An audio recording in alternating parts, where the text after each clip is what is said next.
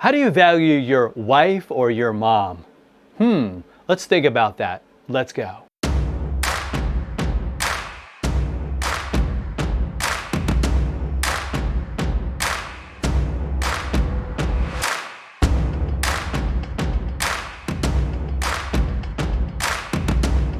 Hey, that's right. All week we're going to be talking about our mothers and the impact that they have on our lives. It might be you might be married and it's your wife, and she's the mother of your kids, and she does so much. And the question is, though, whose picture of motherhood are we going to go with, of marriage?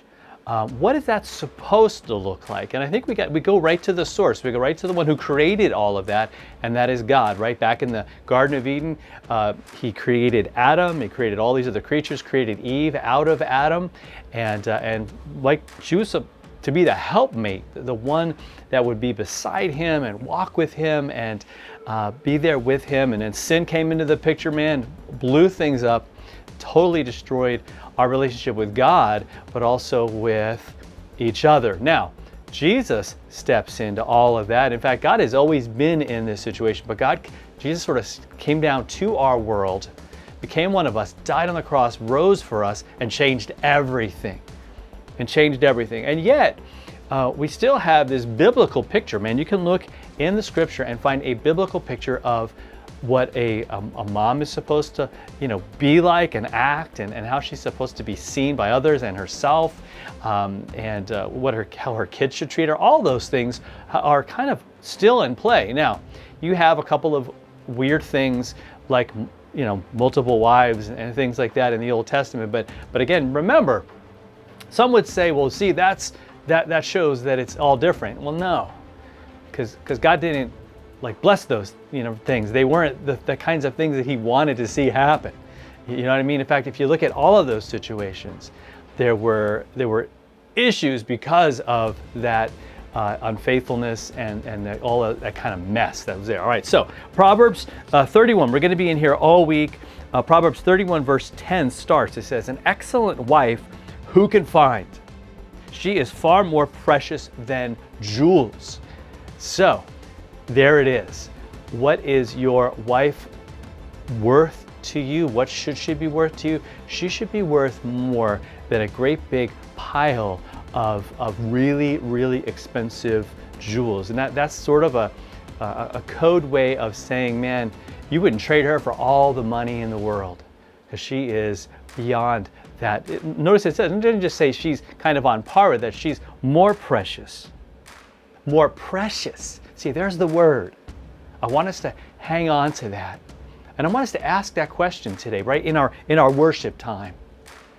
Throughout the day.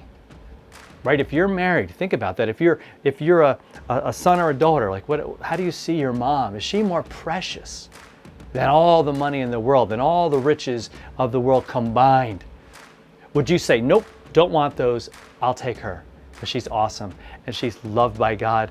God has given her worth. God has given her to me as this amazing gift. And we need to hear this. You need to hear this. I need to hear this today, because the world devalues, says money's everything.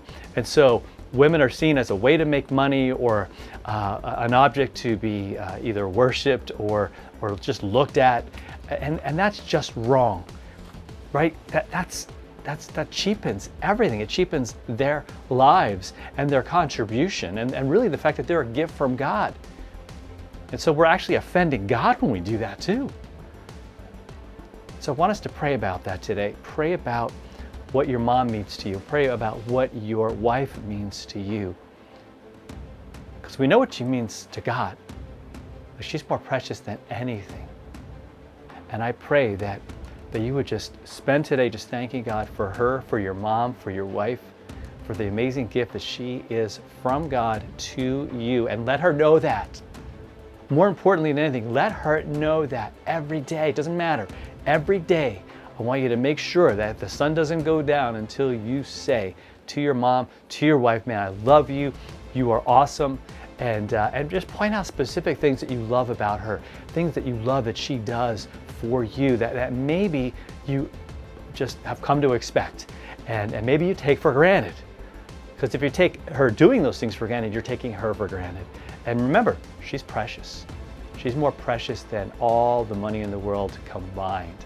All right, so let's worship God. Let's thank God by thanking Him for our moms, thanking Him for our wives. All right, you have a great rest of your day. Hit that subscribe button and share this with somebody, and we'll see you next time for another follow through.